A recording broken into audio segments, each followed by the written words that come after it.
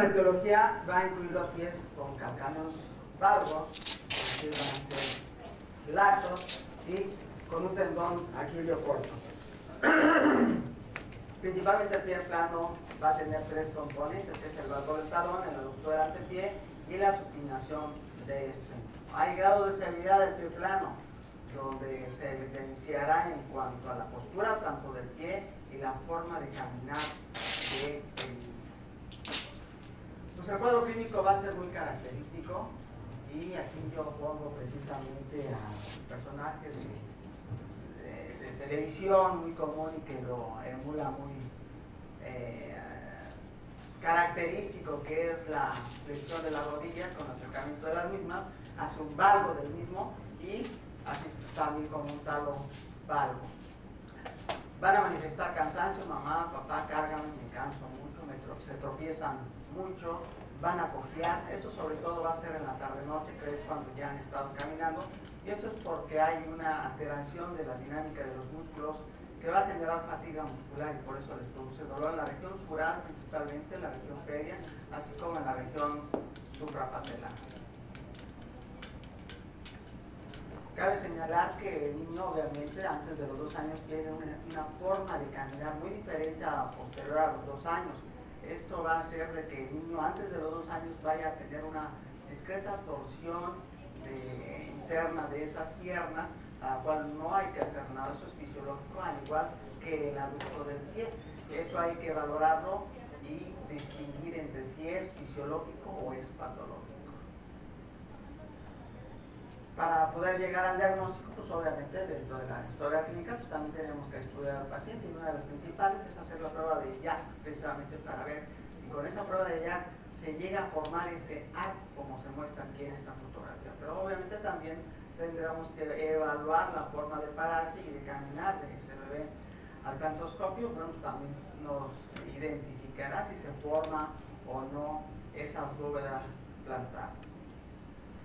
El medio retorcido. Ahora en la actualidad hay ya aparatos mucho más sofisticados, mucho más precisión, que son los cantoscopios digitales, y que nos van a determinar precisamente si se forma o no en ese pie la forma de la pisada, así como también el estudio de la marcha que debe ser evaluada. Hay que hacer mediciones, no solamente con la cartografía, es nada más con lo que se llega al diagnóstico, sino también con radiografías para poder evaluar las estructuras en concreto que pudieran estar alteradas, que podrían coadyuvar a que se formara ese pie plano. ¿Cómo lo son? En una radiografía dorsoplantar es en medir el ángulo astrágalo-calcáneo, de los cuales en el neonato es de 30 a 50, a los 5 años es de 30 a 40 y un promedio de 20 a 40. También podemos hacer una proyección lateral, hacer una medición precisamente una línea que une el punto más bajo de la cadera, de la cabeza del primer metatarsiano al centro del escafoide, el cual debe ser continuo, no se debe derrumpir. Si se derrumpe quiere decir que esa bóveda de pie está vencido. El ángulo astrágalo-escafoideo, que es en una proyección dorsoplantar, esta se debe formar en el eje longitudinal del astrágalo y la línea paralela a la cara articular del escafoide, y de lo normal son de 60 a 80 grados. Una de las mediciones constantes que todos los pedistas tenemos que realizar es el ángulo de Borrego Costa Bertani. Este ángulo nunca debemos dejarlo de hacer, es una medición que se hace con una línea que se une el poliperote del sesamoideo último interno al punto más bajo de la cabeza hasta la galena, y por la línea de se va a unir el punto más bajo de la tuberosidad posterior del calcáneo. Su valor normal es de 125.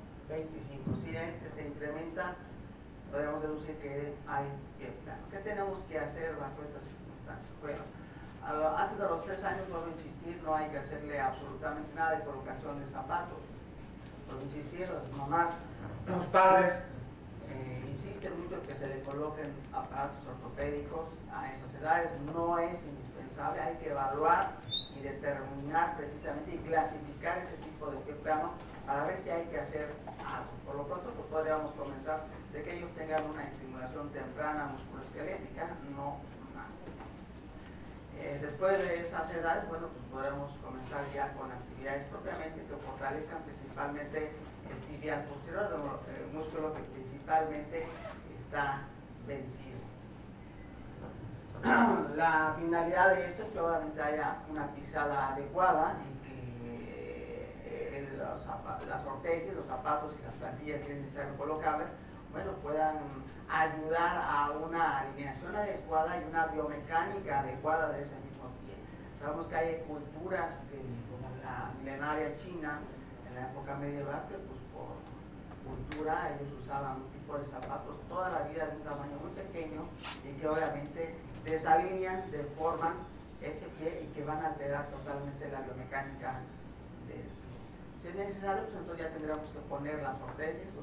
Una vez ya diagnosticado y clasificado este plano, tendríamos que colocar ya sea plantillas, zapatos y si es necesario a veces aparatos que tiendan a que no roten esas extremidades. Principalmente rotan interno y esto tiene que ver mucho por las posiciones en las cuales se llegan a acostar esos niños, que es acostarse en el cúbito prono.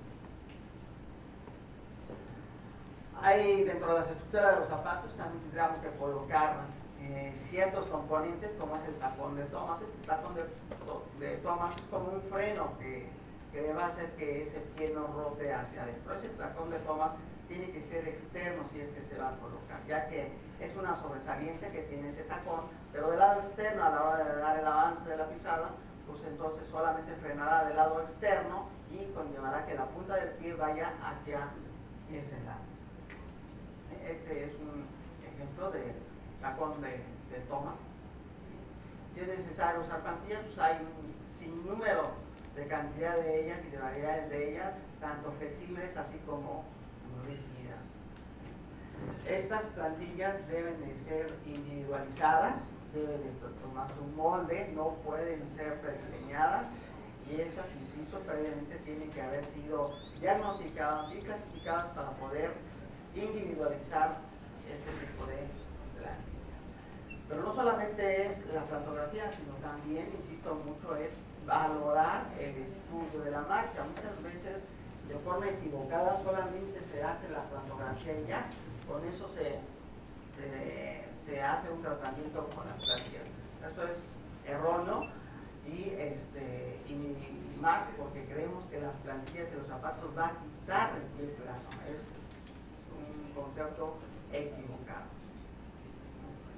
A veces inclusive dentro de ese pie plano, pues entonces tendríamos que hacer si es muy severo o es un pie estructurado o que no se puede quitar como tal, entonces tendríamos que emplear tratamientos quirúrgicos. Esto va encaminado precisamente a realinear el pie como tal y hay varias técnicas donde se tiene que hacer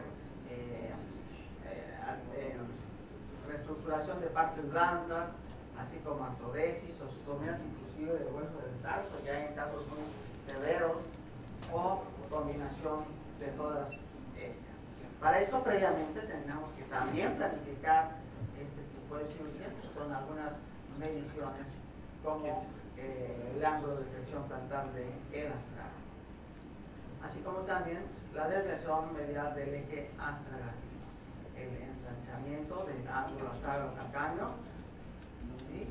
Y el ángulo calcáneo. Esto nos determinará qué tipo de técnica tendríamos que utilizar. En la actualidad inclusive se está dando mucho auge a este tipo de técnicas con la implantación de un tornillo para hacer precisamente una artrodesis subastragalina de forma indirecta. ¿Sí? Hay otro tipo de técnicas donde se colocan pastillas de injerto óseo, ¿sí? O en su defecto, como por ejemplo pueden ser técnicas llanistas donde precisamente hacemos osteotomías de realineación.